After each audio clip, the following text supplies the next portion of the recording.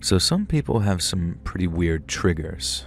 And back when I used Twitter, I'd see people listing things like Fall Guys or baked beans or happiness or Dream the Minecraft YouTuber as trigger warnings. Okay, maybe the last one is fair, but I used to kind of roll my eyes and think, how did these people actually manage to make it through life, being triggered by the little beans from Fall Guys? And then I developed severe PTSD from Elvis Presley, and I understood. Okay, yeah, maybe I am being a bit goofy here, but it's just to mask the pain, really. I genuinely do become a sobbing, quivering wreck if I look at Elvis Presley too long, or worse, an Elvis Presley impersonator. I'm not even exaggerating either. It began when I was invited to a Halloween party with a specific costume gimmick. That gimmick? Freaking Elvis. Entrance was $5, or if you came dressed as Elvis, you got in free. I did not have an Elvis costume, so I just paid the $5 entrance fee, and I'd say about half of the partygoers skipped the Elvis nonsense too, but that still left 30 or 40 poorly conceived Elvises who had not left the building. And I'm not great with super tight crowds, and the party was way busier than it should have been. It was held in someone's house, and I don't think they realized the draw that the Elvis gimmick would create. There were men trying their best to be the king. There were goofy Elvises dancing in their blue suede shoes. There were sexy Elvises, both female and male, and I even saw one girl using the anonymity of her Elvis mask to repeatedly flash her breasts. And I was glad that I'd shown up in sensible jeans and a strappy top.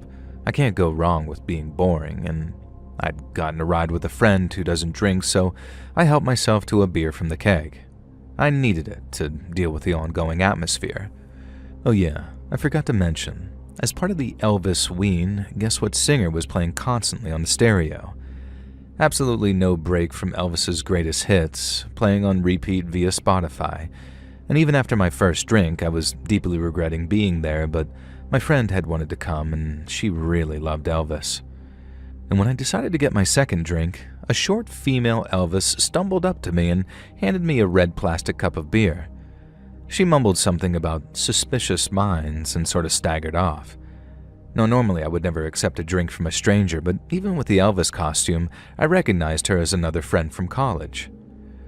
Little did I realize that she wasn't saying suspicious minds, and she was trying to tell me that the drink was suspicious, and could I get rid of it for her. After the events of the party, I asked her why she handled it this way, and she could barely even remember. She said that she was drunk and scared that there was an Elvis who wouldn't leave her alone, and she was worried that her drink was spiked. Of course, being the buzzed idiot I was, and having sensory overload from so much Elvis, I just downed that drink. And I don't think it was roofied or anything. I've been roofied before, sadly, and it didn't feel like that. But there was something in that drink. Something that almost immediately started giving me a headache and the sweats. I started looking around for my friend, trying to tell her that I needed to go and that I really didn't feel good. And that's when I saw him, the most realistic-looking Elvis at the party. He didn't wear a mask, his hair was styled in a pompadour, and he wore Elvis sunglasses and that white rhinestone suit that made the king so famous. And there was only one man that I knew who could look that much like Elvis without actually being Elvis. And remember when I said that I'd been roofied before? Well, I'd been roofied by my ex-boyfriend a year before, and he had that same baby face, that same dark hair, the same build, everything. This was him. The Elvis staring at me across the room was my ex-boyfriend Rodney. I'd had to take a restraining order out against him. I was never able to prove that he was the one who roofied me, but he became what they called a fixated individual after I broke up with him, a complete and utter nut job. And now here he was, dressed as Elvis, watching me from across the room. And I know he was watching me because he did that thing where he used his two fingers to point to his eyes and then to me as to say, "Hey, I'm watching you." And I darted into the other room looking for my friend. Where the hell was she? I squeezed through the crowd, shoving lesser Elvises left and right, and people started yelling at me, telling me to watch it. But I could feel evil Elvis's eyes on me. And sure enough, when I looked around, there he was, slowly walking through the crowd like Michael Myers or some crap, but a perfect depiction of Elvis. I ducked into another room. What was this house, I thought? Why were there so many rooms and so many people dressed as Elvis? Was this even real? Or the drugs from the drink playing havoc with my system? I couldn't really tell in the moment, but I knew that I had to get out of there. The Elvis was still pursuing me, and I tried to tell myself that it was just the drugs and alcohol, but he was slowly following me. And I think that I must have just kept looping around the house, barely coherent because he always seemed to be there. Eventually, I found myself outside in the front yard. More Elvises milled around and music was playing from some type of outdoor system. I turned to the front door and evil Elvis stood there. There was no mistaking it. It was my ex-boyfriend, Rod. He had this sort of knowing, smug grin on his face that was so familiar to me. The terror of him catching me was unspeakable. And then, despite pursuing me slowly for most of the night, he just suddenly leaped down the porch steps and came running directly at me. His sunglasses stayed on his face, his Elvis sideburns obscured his features somewhat, and I was certain it was him though. Why else would he be charging at me? I was confused, but I screamed, I turned to run, and my legs just gave out from under me. This evil Rodney Elvis was on top of me, grabbing at me, grabbing at my hair and my clothes, and I have no idea what he had planned. It was like he was trying to just strip me naked, there on the front lawn in front of numerous other people. Rodney always was some complete psychopath, especially when he was on coke or some other drug, which was often. Thankfully, the crowd didn't take kindly to an Elvis Presley impersonator trying to violate me out front. The biggest, fattest Elvis I'd ever seen came thundering along the lawn, and I later realized that he was wearing a fat suit as part of his costume, and the whole shtick was Elvis just before he died. At the time, though, the hamburger sticking out of his jacket pockets just made me feel like I was going mad, but I didn't care. Fat Elvis leaped the final distance towards evil Elvis, my boyfriend, my ex-boyfriend, and body slammed him so hard that the pair of them went flying across the lawn. I pulled myself to my feet, unfortunately puking as I did so, which in retrospect I think saved me from whatever dodgy drug had been slipped into that drink earlier in the night. Fat Elvis was doing his best to stomp on evil Elvis, but his bulk, or rather the fat suit, was getting in the way. But now others were joining in.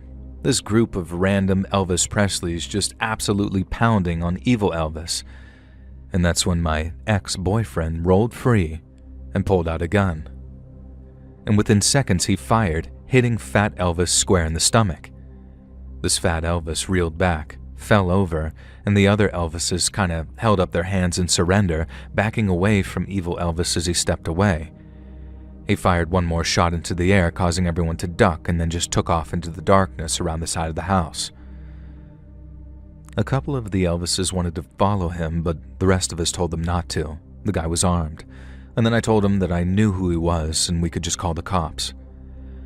And now, after all the chaos, skip forward a few hours. I found my friend, who took me to the police station, and I explained everything. I told them that my attacker was my ex-boyfriend Rodney and explained the history. They ended up looking him up, and the officer gave me this very strange and grave look. Rodney had been arrested a day ago for armed robbery on a convenience store in a completely different state, she explained. And she went on to tell me that he was still in custody and had been so for at least 24 hours. Now, I kept insisting. I was certain that that evil Elvis was Rodney, and she even put a call into the sheriff's department where he was being held. No question, he was still incarcerated. There was no humanly possible way that evil Elvis was Rodney. And later they questioned him about the incident, and apparently he was just completely clueless, and they told me he even seemed to express genuine concern for me. And there you have it. A couple of years ago, I was stalked and attacked by an evil Elvis impersonator who appeared off in the night, and I have absolutely no idea who he was or why he targeted me. He looked so much like Rodney that I could swear that it was him, but there was no way it was. And so now, anytime I see anyone dressed like the King, even Elvis himself, I remember back to that Halloween party, and I think about what he tried to do to me and what could have happened. One piece of good news was that plus-size Elvis, like I mentioned, was wearing what turned out to be an extremely large and cumbersome fatsuit.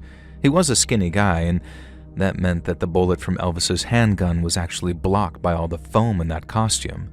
So, plus-size Elvis, who actually turned out to be a friend of mine from college under all that makeup and fatsuit, was absolutely fine. Now, I have no idea what became of evil Elvis. I'll scour the news for an Elvis impersonator committing violent crimes, but I've never found anything like that. And all I can hope is that he was just picked up for some other offense, and the only Elvis impersonation he's doing these days is hopefully the Jailhouse Rock.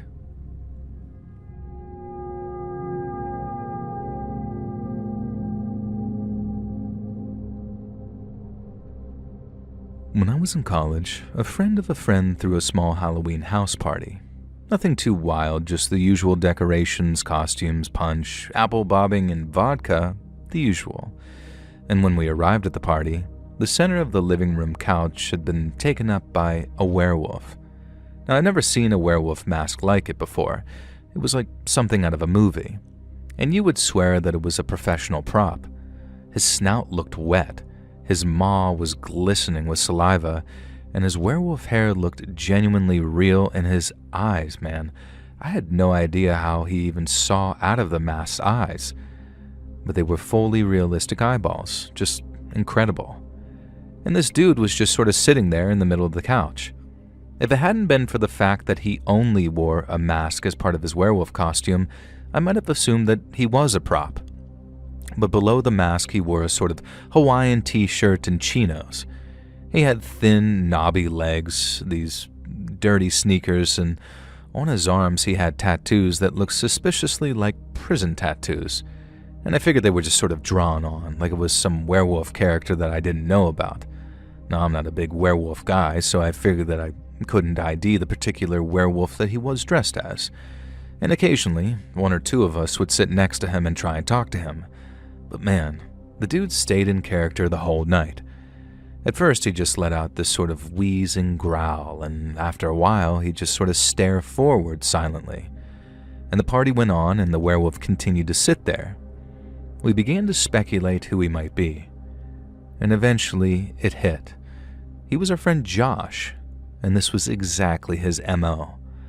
Last Halloween, he'd come dressed as a mannequin and stood in the corner for an hour before finally moving and scaring the crap out of us. So if it was Josh, we wanted to leave him and see what he'd do. Surely he had a big scare planned for us. Josh did have a big scare planned for us, in fact. At just before midnight, he burst in through the front door dressed as Leatherface, swinging a toy chainsaw. And he apologized for being late, but his car wouldn't start. Now our eyes darted back between Josh and this werewolf, and the werewolf and Josh, and the werewolf just sat there, staring at us, unmoving, and it was beginning to just unsettle us. We explained the situation to Josh, how this werewolf was just sitting there, staring, and he got extra freaked out about it. And so he went over to this guy and says, "Buddy, say something. Buddy, who are you?" No reply. So Josh grabs the werewolf mask and pulls it off. And I'll never forget the sight of that gray face. Yellow bile had dripped from the corner of his mouth. His sightless eyes stared at nothing, and he was clearly and obviously dead. Cue a massive panic as the party dispersed and we called the cops. Thankfully, none of us were under any suspicion, as the autopsy revealed that he'd taken a massive drug overdose, apparently stumbled into our party, sat down, and just sort of quietly died on my buddy's couch. He was just some homeless guy in his 40s, and none of us knew him.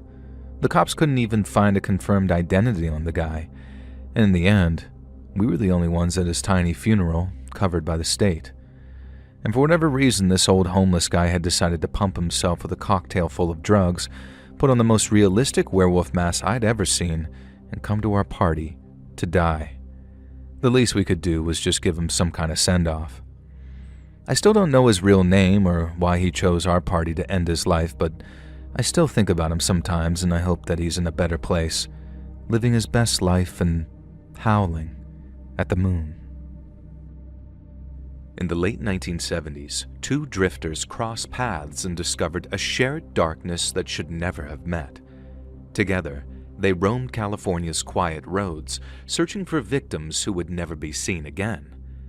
What they carried with them was ordinary: tools, chains, tape. But what they did with them became the stuff of nightmares. Hear the full story over on my true crime channel, Saturn Soul, all linked down below.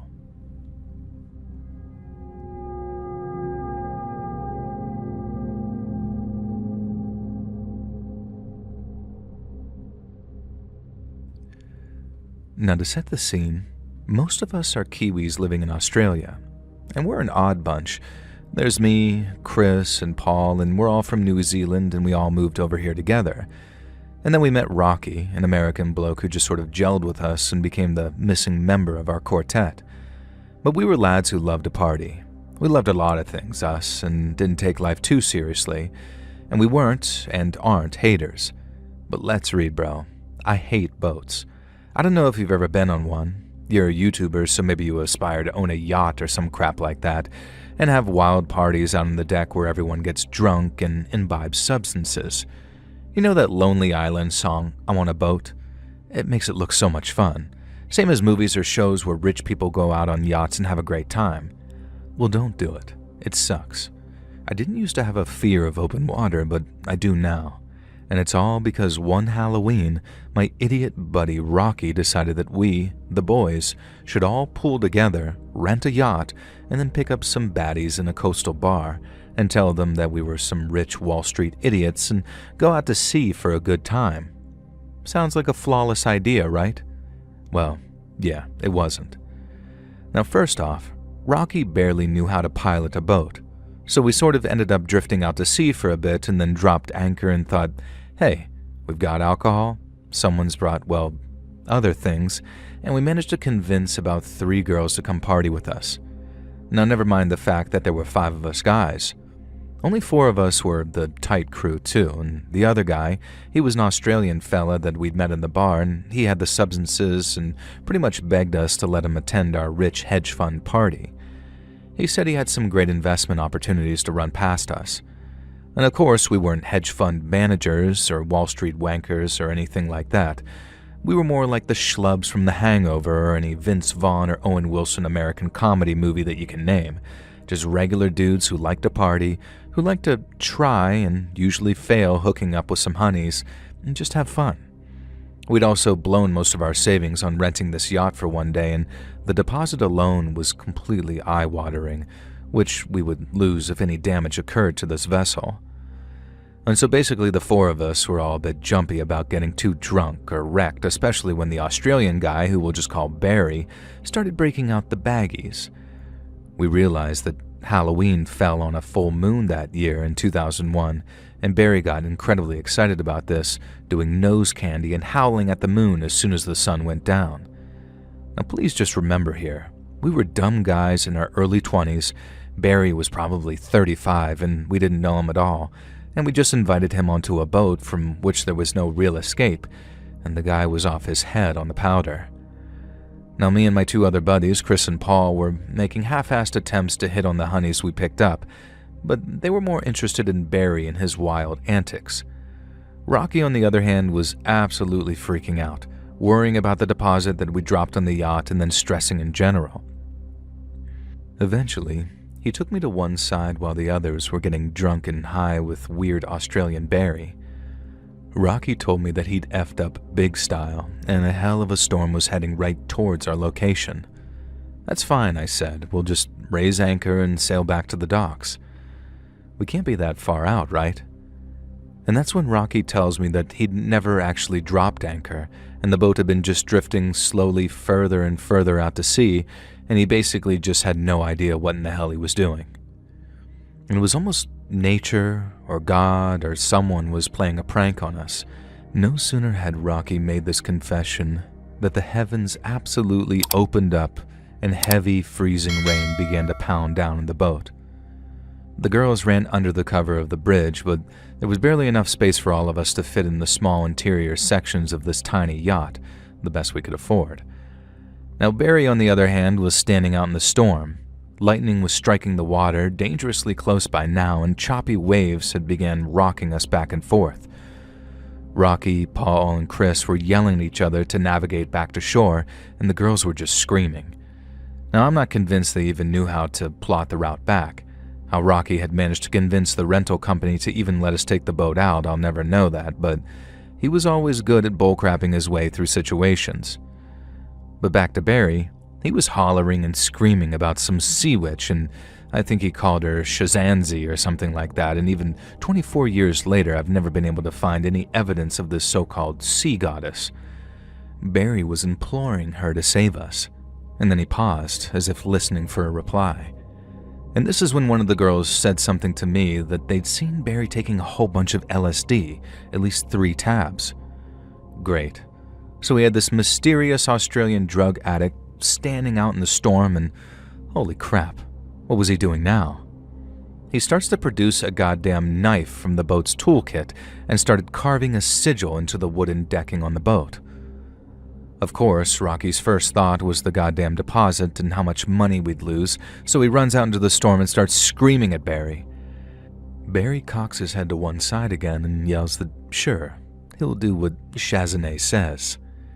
And then his face goes very serious, rain was hammering down, lightning striking, and he tells us that because it's Halloween and a full moon, Shazanay demands 2 sacrifices to release us from her domain. Now calmly, I ask him what he means by that, and he holds up the knife and makes a very obvious slicing gesture across his neck. I tell him, hey buddy, don't hurt yourself, and he laughs and says it's not him that Shazanay wants as a sacrifice. So I asked him who he wants, and he points to one of the chicks we brought with us, and then Rocky, the only guy who knows how to pilot the damn boat. So of course, I'm not about to let this high-as-heck Australian lunatic sacrifice any of us to his imaginary sea witch. But the storm is closing in, and Rocky's doing his best to navigate the choppy waters before any real danger occurs. At least, any real danger besides the lunatic drug addict who's demanding that Rocky and the girl, whose name I don't even remember anymore, but I think it was probably like Belinda, come out and fall on his blade in the name of Shazanay. And so I'm looking around in the pouring rain, trying to find a way to de-escalate the situation without getting myself stabbed in the face by this madman. I spy a harpoon gun on the floor, but no, couldn't. I'm not shooting this guy with a spear and having that on my conscience.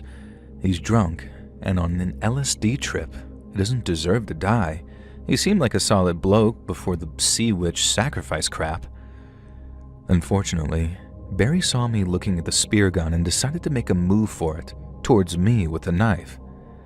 He said I wasn't the sacrifice Shazanay wanted, but he wouldn't let me get in the way of saving the world from the storm that would consume us all.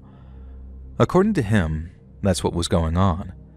This was the apocalypse, and it was on us all, and only the deaths of those 2 random people he just met would save the world, i.e., he was absolutely off his face on drugs.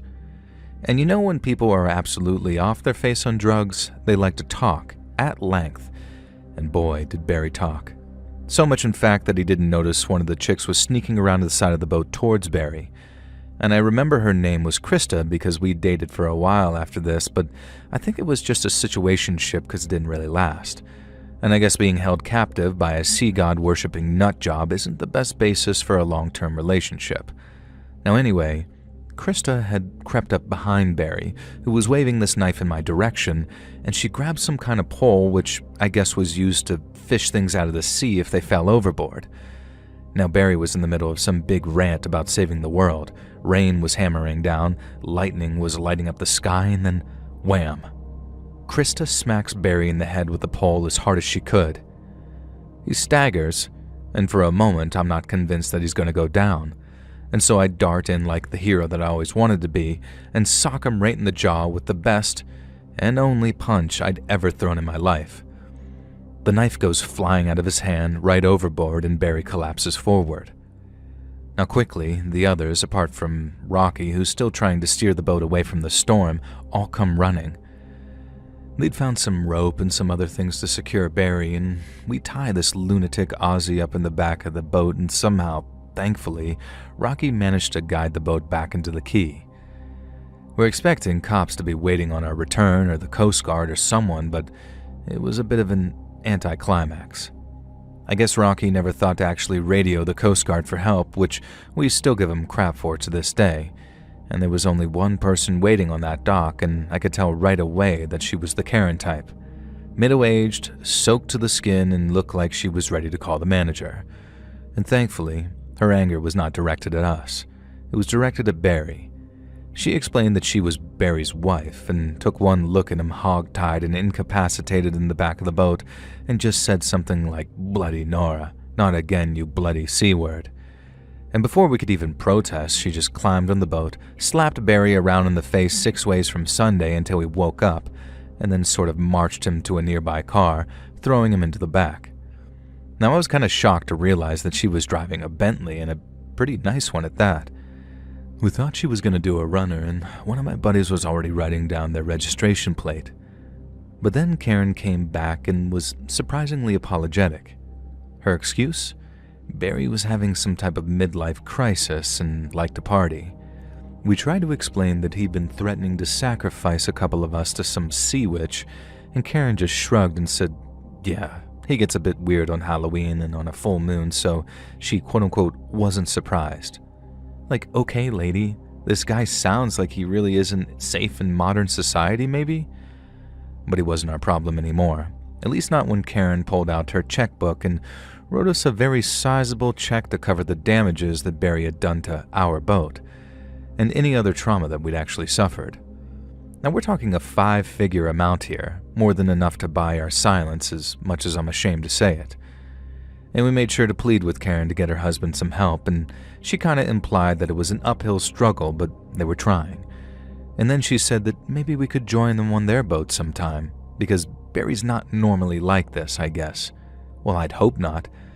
And she gave me her card, and while we never did take her up on the offer, with no desire to ever see these weirdos again, I did look them up a few years later and realized that we'd been in the presence of a couple of very rich people.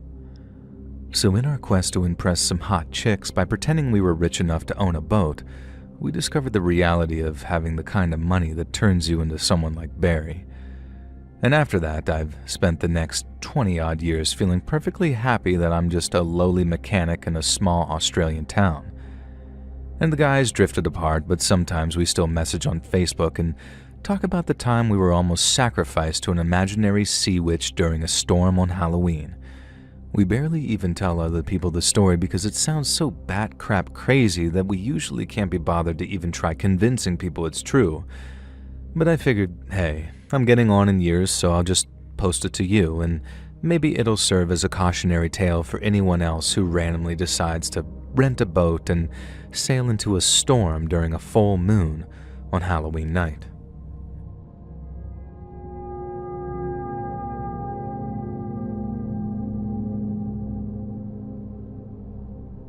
So I grew up in a pretty fundamentalist Christian town. Now I know what you're thinking. Christian communities like that get kind of a bad rap. Look, all I can share is my experience, and I grew up with strong morals, a strict but fair set of rules guiding me, and an understanding and loving of the teachings of Christ that I genuinely believe can make the world a better place if followed properly. Now I'm not here to have some theological argument though, but I want to set the scene that I lived in a very traditionally churchy town. I still live there now, and I'm proud to raise my kids here, and that's all I'll say. No, I'm not here to convert anyone else. Free will means that you can believe what you want. That's the beauty of it. But it is important to the story that you understand that from a very young age, I had a strong, willing faith in Christ that I and everyone around me celebrated. Now, we also went completely all out for Halloween. Now, our town, back in the 1980s, genuinely won awards for our parades and decorations. Now, you see, we don't believe that you should shy away from Satan and the demonic. You should confront it, parody it, make fun of it. That's what Halloween is all about to a lot of Christians, and while it has its roots in pagan culture, I actually believe that the way some Christians have adopted it is a legitimately beautiful thing. All this to say, the annual children's Halloween party held at the church hall was a huge gosh darn deal for us local kids. We got to dress up as spooky, scary skeletons, ghosts, witches, beasts. We did draw the line at devils and demons, but I don't know if that was a rule or just an unspoken thing that we just simply didn't want to portray ourselves as directly satanic. But the lore, sort of, was that the townsfolk decorated the place all spooky-like, and if any real evil came to town, then they'd see all this and think, we're not welcome here. We knew it was all metaphorical and silly and a chance to let loose, but I think it was a genuinely nice lesson that our town elders came up with. Halloween was a Saturday that year. I was dressed as a vampire. My buddy, Billy Ukes, decided that he had to go as the Ultimate Warrior from WWF, and it was called that back then, so that brought on a few chuckles. Now, Sally Simpson was a witch, but the good kind. Sammy Hall was a classic skeleton, and you get it. The party, which, as I mentioned, was being held in the church hall, had some sandwiches, little cakes, party rings, jelly and ice cream, and everything a kid's party would actually have. It was decorated with paper bats and pumpkins, and there had even been a pumpkin carving contest that the mayor of the town, who I'll call Mr. Watkins, was going to judge later in the afternoon. And the event was mostly for the kids, but a lot of the adults attended too. It was a real community event. Now, I remember Derek Rogers, the then owner of the local bar, his son still owns it to this day, carried around this sound system down to the church hall and acted as a sort of DJ, playing classic Halloween hits like the Monster Mash and whatever other Halloween songs might have existed back then. I don't really remember too much about the music because Derek Rogers didn't get too far into his set before, I'll just call, the event happened. Now, we were all dancing and jiving and having fun in the middle of the church hall when suddenly, out of the blue, there was a huge crash and an explosion of stone and wood. People started screaming and running away from the direction of that sound. Me, I was just sort of standing there, frozen like some fool. A gosh darn truck, complete with wicked-looking metal roll bars on the front, had just crashed through the side of the church hall. I recognized the truck. It belonged to the handyman that I'd seen around town recently, and he was a newcomer, and we all noticed newcomers. I'd heard my mom and pops talk about how he spent almost all of his spare hours, when he wasn't doing odd jobs for cash, praying in the church. Nobody really knew where he lived, and they said maybe he just lived in his truck. He yelled at me one time when I'd been walking past his truck parked on the sidewalk where I was painting Widow Young's front porch. And he told me to get away from his goddamn property, and he knew what us young spawn of the devil were like. And he used language that I don't think no God-fearing man should actually use, especially to a kid, but I figured God must love him because he had a cross tattooed over his heart, which you could see when he was doing his labor. Now, though, he was leaping out of this truck, stumbling over the debris, and pointing at us kids.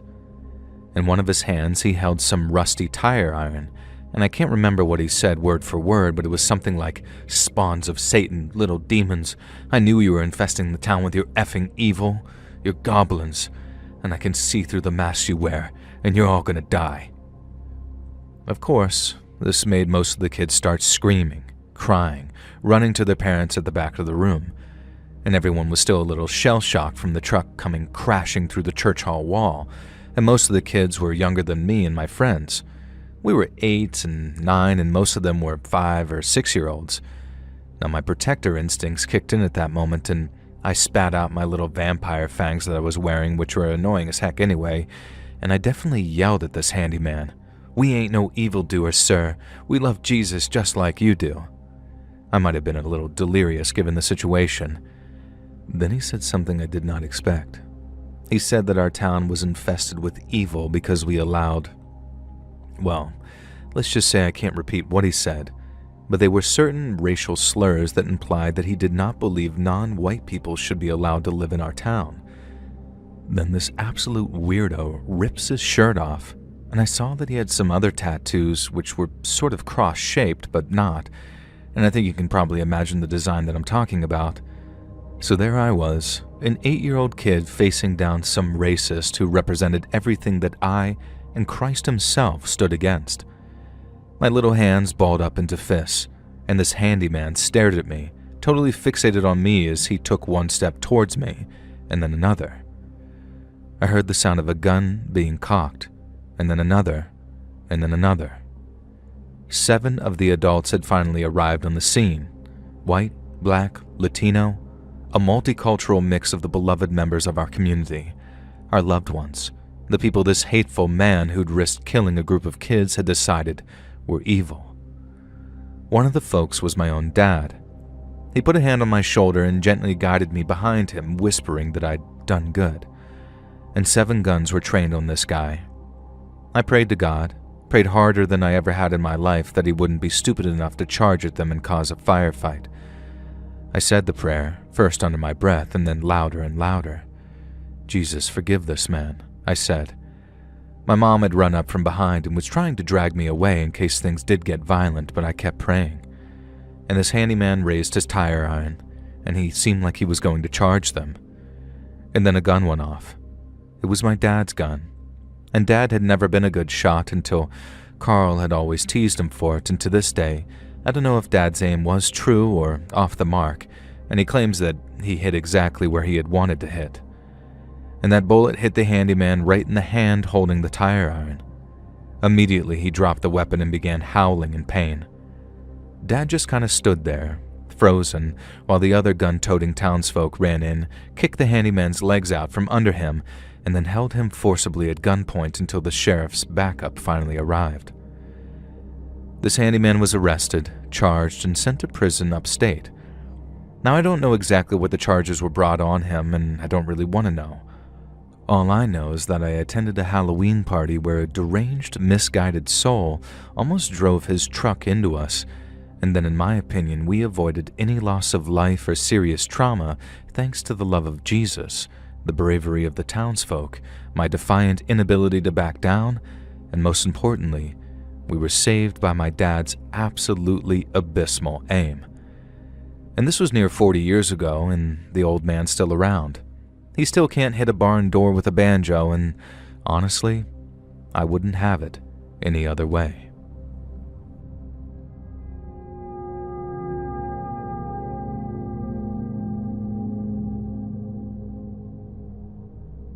I didn't have any plans to celebrate Halloween this year. I bought some candy on the small chance that kids in my apartment block might trick-or-treat, but it had never happened before, so I didn't expect it this year. Not only that, I was working late at the office, and by the time I began the walk home, it was past 10 at night. Now, usually I get a taxi, or these days an Uber, but it was Halloween and the streets were pretty busy. It felt safe enough to walk the few blocks home, or so I thought anyway. And there were crowds milling about in costume in the streets where my office used to be, so I sort of mingled among them for a while, making my way to the next block. I expected the festivities to be continuing on that block, but no. It was like it had been completely and utterly abandoned. Wherever the crowds were headed, it wasn't this way. Well, that was fine by me. I hurried down this darkened commercial street, my heels clacking against the pavement, the only sound echoing around the darkened buildings. And then I heard footsteps behind me. They were slow, methodical, and in perfect time to my own steps. Anyone who's ever walked home alone at night will recognize the sound. It's the sound of being followed. So I sped up, and I couldn't risk looking over my shoulder. A large man was walking behind me, and there was no doubt that he was following me. When I stopped, he stopped, and when I sped up, he sped up too. I hurried to the end of the block and stopped, looking for a direction to turn, and that's when I saw him pointing at me. He seemed to be wearing black gloves, and I could barely see his face, but there was no mistaking it as a threat. His pointing spoke volumes, this "I'm coming for you and I'm going to get you." And that's when I remembered the crowd on the other block. I tried to recall which direction they'd been heading, and I thought that I could cut through to wherever they were going if I went right. Now, not caring, I kicked off my heels so I could run easier in my stockinged feet and sprinted down to the next street. And the further I got, the more I realized that I could hear the sound of music and partying. But behind me, I could hear the thundering sound of these footsteps behind me, and the stalker was clearly following me still. Thankfully, I was fit and fast and worked out regularly. He was a big man, and I was confident that I could outrun him. And I was right. I burst out into a throng of masked demonic figures, and hot damn, I'd forgotten that my city's debut Halloween parade was happening this year. We'd never done it before, a big street party with floats and performers and all sorts of stuff like that. And holy crap, this was the perfect place to lose my pursuer. I pushed through the crowd, not caring if I was disrupting people. Nobody seemed to care, as they were all partying and dancing around the parade float that was currently driving down the street. On it were dancing skeletons and corpses popping out of coffins, and the creepiest song I think I'd ever heard in my damn life was playing from the speakers. And then the worms crawl in, the worms crawl out, something, and you'll be the first to die were the lyrics. And for the first time, I genuinely wondered if I'd fallen asleep at my desk and was dreaming that I was in some horror movie. But someone knocked into me, sending pain through my shoulder, and I realized this was very real. Not only that, the man who'd been following me was now creeping down the side of the hearse float. I started to run again, heading towards the end of the parade, and crashed straight into a group of college-aged guys, spilling one of their beers all down their front. Now, I quickly started to apologize and explain that I was being stalked by a man who actually was going to hurt me, and I thought that they would help me. Instead, they just began tugging at me, demanding that I pay for their drink. One of them tried to grab my purse, and another, clearly off his face drunk, pulled me to him and asked for a kiss. Now, I'd run from one danger straight into another. These young men were clawing at me, snatching at me, and all I could do was scream for help and try and batter them with my purse. I cracked one of them in the side of the head, and he yelled out in pain, but by now, the parade float had reached us and the music was just blaring. The worms crawled in, the worms crawled out, I remember. And then, from atop that float itself, some beefy, muscular skeleton started yelling, and he was screaming at those guys, asking what the hell they thought they were doing. Then he starts to jump off the moving float and coming towards us. He was clearly a big guy, and so were the other skeleton figures who had joined him. They'd been performing on the parade float, but as soon as they saw these drunk frat bros assaulting me, they leaped to my defense, thankfully. Now these boys scattered into the crowd, yelling and just making vague, drunken threats. I thanked the skeletons, and they explained the direction the parade was going and the quickest route that I could take to get back to my area of the city. It was only a couple of blocks away, and I'd just gotten turned around and lost in all the confusion. The Halloween decorations and party equipment made the area look almost alien, and so I made my way home, and I was almost at my apartment block just a building or two away when something caused me to stop and turn. The stalker. I'd completely forgotten all about him, but he was stood there at the end of the street, a hood covering his face, one black glove held out, pointing at me. Our eyes were meeting, or at least I think they did, and I could barely see his face under the shadow of that hood. And then he began to run, charging straight at me. I turned around and fled as fast as I could to my apartment door, swiping the security key and diving inside and slamming the electric door behind me. The night guard looked up at me in surprise, and I blurted out what had just happened. And together we watched and waited for that stalker to appear in front of the door, as at the same time the night guard called the cops. The stalker never showed up, though. For whatever reason, he stopped following me just before he reached the building. We called the cops, and they checked what little CCTV footage there was on the route home, but with all that Halloween parade and the dark costume the stalker was wearing, the best they got was some blurry shot of me running down the street pursued by some dark shape. And to this day, I have no idea who that stalker was. I've never seen him again, and this was almost 6 years ago now, and every single day I expect to see him following me. I never walk home alone anymore, and I never attend Halloween parades either. Both events on the same night get me a little nervous, and Halloween can be genuinely terrifying, and not always in the ways you expect.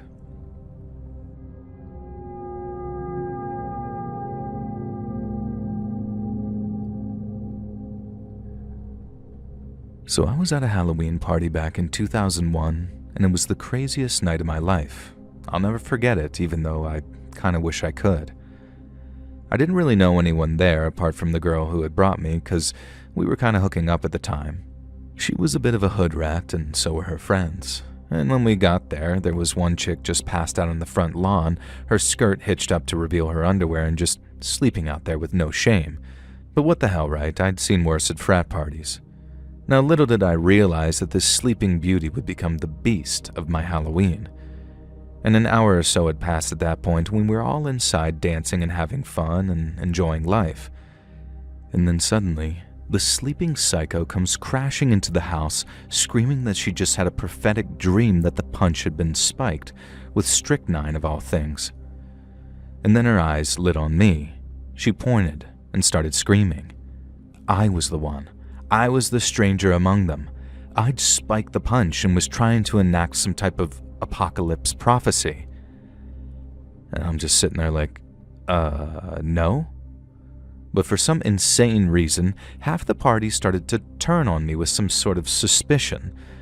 And someone yelled that they thought the punch had tasted a bit strange, and another person had shouted that they'd seen me pour something into the bowl. Of course, none of this damn crap had actually happened. I'm not Jim Jones. I was just there for a good time, but half the party didn't seem to be having it. And then the other half decided to come to my defense, and of course this was all insane. It was just Glenda, who was always making up conspiracies and did actually have mental problems. So then this big fight broke out over me while I'm there ducking and dodging and diving to get away from this group of absolute idiots. And all the while, this Glenda lady is just screaming about how I'm the Antichrist and put strychnine in the punch. And at the time, I didn't even know what strychnine was. A group of guys seemed to believe her because they started grabbing me, holding me down, punching me. And at that point, I thought this was it. I was probably dead. All these drunk idiots were going to kill me. I even tried to fight back, but it was at this point 5 versus 1. And then some other group of guys attacked them, and at that point it just gave me a chance to get free. And I ran like the wind, jumped into my car and just hightailed it out of there. I didn't give a crap about the girl who invited me. They were her psycho friends. And as soon as I was far enough away, I called the cops. Now, I had heard the party got shut down, and of course there was no trace of that strychnine or any other poison in the punch. And I never spoke to any of them again, and I never wanted to. It was the most pointlessly and terrifying night of my life, and I have to be honest, I've avoided Halloween parties or really any parties ever since, especially the punch.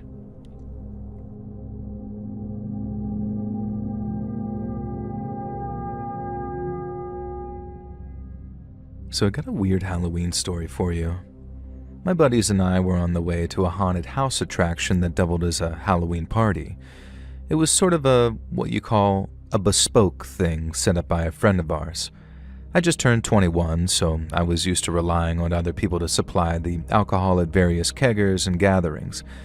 And then as we drove to the host's house in the hills, it struck me as, holy crap, I was old enough to legally buy alcohol and bring some beers to the party and finally wouldn't feel like such a scab who was always begging other people for beer.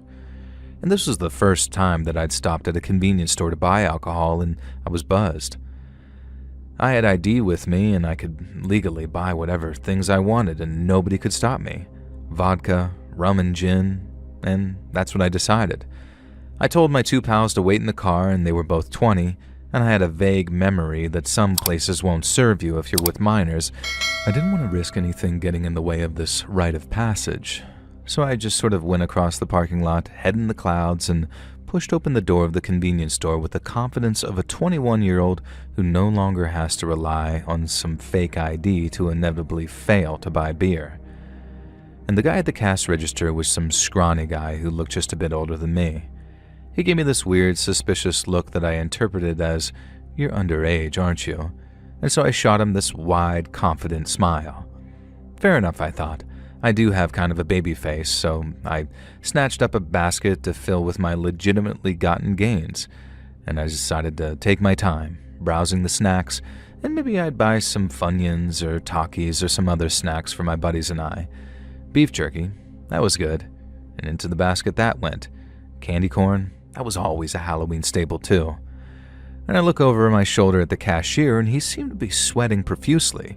He wasn't looking at me though, he was just looking at the mirror in the corner that reflected all of the store. I followed his gaze. My heart at that moment absolutely sank. Crouched down an aisle away from me was a man wearing a balaclava and clutching what seemed to be a shotgun. Immediately I realized what had happened. He'd been in the process of robbing the store when we pulled into the lot, and I just sort of walked into the middle of some stick-up. Instead of turning me into bloody paste, the guy had clearly decided to hide behind some stacks with his shotgun pointed at the clerk as a warning. And the clerk asked me if I'd found everything I needed, clearly trying to encourage me to pay and get out, and to call for help. I went along with it, telling him that, yeah, I was done. And there was clearly a tremor in my voice though, and in my own head it sounded like I was pooping bricks. I glanced up at the reflective mirror and saw the gunman beginning to stand up. Oh God, I thought he had clocked me. And I saw his black masked head appear over the aisle, and he did, in fact, clock me. He told me to move to the front of the store. His voice was muffled through that woolen mask, and I obeyed, just trying not to pee myself. And I have no idea why, but I kept hold of my basket of groceries the whole time. The gunman stepped forward, gesturing for me to stand behind the store clerk so we were both within range of that potential shotgun blast. And this was it. I felt like I was going to die. I said a quick prayer and hoped upon hope that my buddies in the car had somehow noticed what was going on from the vehicle and called the cops on their cell phones. All I had to do was just stall for time. "What's brought you here today, buddy?" I remember asking the gunman. And it was the first thing I could think to ask. A dumb question, and he knew it. And I could tell that he was pretty frustrated as he replied, telling me that he was here to rob the place, obviously. And I figured maybe I'd try and appeal to his human side. "I'm just here for the spirits," I said. "Going to a haunted house. I thought I'd pick up some spirits for the festivities." And the guy was wearing a black mask, but I swear I saw him go pale. His eyes were widened, and I had no idea what I'd said or done to affect him so much. And then he asked me, "This place has spirits?" I was baffled. Of course it did. It was a wine and spirits and liquor store. And the gunman's eyes were darting around and the shotgun was shaking in his hands. And that's when I had the dumbest revelation of my life. He thought I meant freaking ghosts. He thought I was here to recruit actual dead spirits to come with me to a haunted house. And then he asked me if they speak to me too, if I hear their voices calling to me, because he does. He said the spirits told him to come here today and rob this place. At that point, I just winged it. I told him that's what they're like here. They're trickster spirits. They're trying to corrupt him so the devil could claim his soul. And this was my job to guide them to a nearby haunted house where they could be at peace. Now I was rambling, just making up any crap I could think of, because from the way his hands were shaking, it looked like he was buying it. I told him that he shouldn't give in and shouldn't listen to the voices. He told me that he usually takes medication to keep the voices quiet, but he hadn't been able to afford it for a while, that his dealer was out of town. Great. So this guy was suffering from probably heroin withdrawals and hearing ghostly voices, and had a shaking, sawed-off shotgun pointed directly at us. And suddenly, I heard distant sirens getting very quickly closer. I didn't look out, I just continued to pray that the cops would de-escalate the situation before he could fire off a shot. And what happened next, I cannot explain. To this day, I have no explanation for what happened. A bottle of vodka fell off the shelf. It just sort of fell off and smashed onto the ground behind the gunman. Now, the rational part of me knows that he must have knocked it when he was ducking down back there, or maybe it was just sort of poorly stacked, but late at night, when I have flashbacks to this hostage situation, I can't help imagine a spectral figure giving that bottle a little nudge. I know that didn't happen, but it was a miracle nonetheless. At that moment, the gunman whirled around at the sound of the glass breaking, and when he saw it was a bottle of spirits, he let out a scream that I swear could have woken the dead, And then, oh my God, this is the part that I wish I could forget. I heard a gunshot, and the gunman's head exploded. He'd put the sawed-off into his own mouth and pulled the trigger. I heard the bell over the door sound, heard the cops running in, yelling for me to get down on the ground, and I just complied in some type of daze. My ears were ringing from the sound of the shotgun blasts, and there was blood and all sorts of stuff all over and on me, and to this day when I look in the mirror, I'm convinced that I haven't washed all of it off. Later, we discovered that the gunman had some history of some pretty severe mental illness and drug use. He'd been in and out of facilities his entire life, didn't receive remotely the appropriate mental health care, and he turned to heroin to drown out the voices, and when that all dried up, those voices came back, and all it took was for me to mention spirits and an ill-placed bottle to end his tragic life. We never did go to that haunted house party, and I've never celebrated Halloween since. I think I'm haunted enough as it is. Hey friends, thanks for listening. Click that notification bell to be alerted of all future narrations. I release new videos every Monday and Thursday at 9 p.m. Eastern Time. And there are super fun live streams every Sunday and Wednesday night. If you got a story, be sure to submit them over at my email at letsreadsubmissions@gmail.com and maybe even hear your story featured on the next video. And if you want to support me even more, grab early access to all future narrations and bonus content over on Patreon, or click that big join button to hear about the extra perks for members of the channel. And check out the Let's Read podcast, where you can hear all of these stories in big compilations located anywhere you listen to podcasts. And I also have a true crime channel called Saturn Soul. All links are in the description below. Thanks so much, friends. And remember, what's the difference between a man and a savings bond?